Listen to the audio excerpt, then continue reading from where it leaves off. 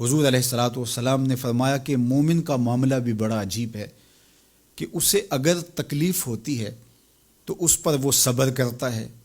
یا اسے خوشی ملتی ہے تو اس پر وہ شکر کرتا ہے، تو دونوں صورتوں میں اللہ اس کو اجر عطا کرتا ہے۔ اور یہ صرف شان مومن کی ہی ہے کہ وہ مصیبت پر صبر کرے،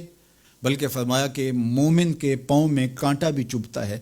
تو اس کا بھی اس کو اجر دیا جاتا ہے، اس کے درجے بلند ہوتے ہیں، اس کے گناہ معاف کر دیے جاتے ہیں، اس کی خطاؤں سے درگزر کر لیا جاتا ہے۔ لیکن یہ مشروط ہے اس تکلیف کو صبر کے ساتھ برداشت کرنے سے۔ اگر وہ واویلا کرتا ہے، ناشکری کے کلمات کہتا ہے، تو تکلیف تو ختم نہیں ہوتی لیکن اجر زائل کر دیا جاتا ہے۔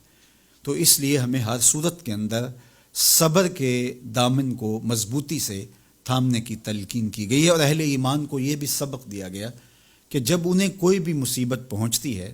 تو وہ کہتے ہیں انا للہ و انا الیہ راجعون، کہ ہم اسی کے ہیں اور اسی کے حضور پلٹ کے جانا ہے۔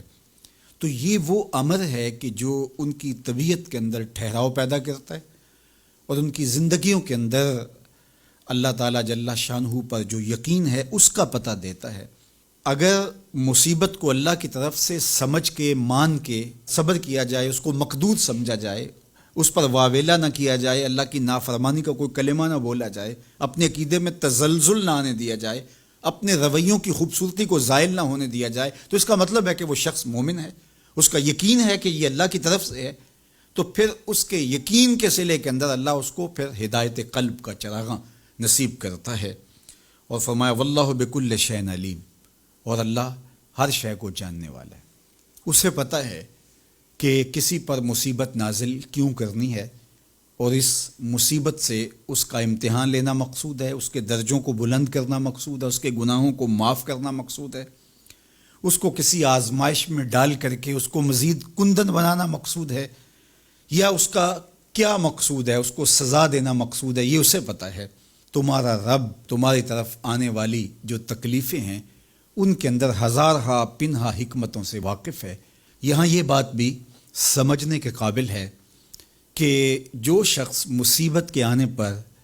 صبر اور استقامت کے ساتھ اس سے نپٹتا ہے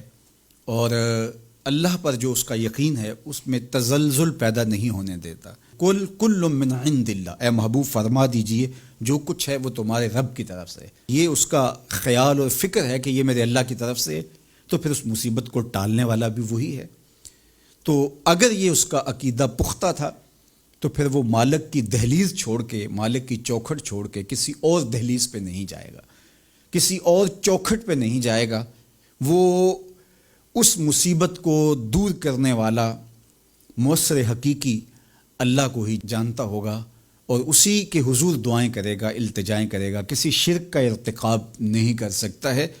اور وہ مالک کی دہلیز سے کبھی روح گردانی نہیں کر سکتا، بلکہ اس تکلیف کے آنے سے وہ اپنے رب کے ساتھ اور زیادہ جڑ جائے گا۔ اور اگر وہ صبر کرے تو یہ اس کا ایک مرتبہ ہے کہ وہ حوصلے کے ساتھ اس تکلیف کو برداشت کرے، اور دوسرا مرتبہ جو اس سے بڑھ کر ہے کہ اس پہ اللہ کی رضا کے سانچے میں اپنے آپ کو ڈھال لے کہ جے سونا میرے دکھ وچ راضی، میں سکھ نو چلے ڈاواں۔ اگر وہ اس بات پہ راضی ہے تو کوئی بات نہیں ہے، میں اس پہ راضی ہوں کہ میرے رب کی یہ رضا ہے۔ تو یہ دونوں چیزوں کا مل جانا، یا دونوں میں سے کسی ایک کا مل جانا، یہ اللہ کی طرف سے اس کو دیا گیا انعام ہے جو اس مشکل حالات میں اس کو حاصل ہوتا ہے۔ اب وہ کس کیفیت میں ہے اللہ تعالیٰ اس کو خوب جانتا ہے، کہ وہ اس پہ صبر کر رہا ہے یا اس کا اندر ڈول رہا ہے، اس کا عقیدہ کمزور تھا اور وہ کمزوری کے باعث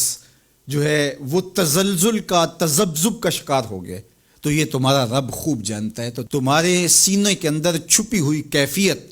تمہارے رب کے علم میں ہے۔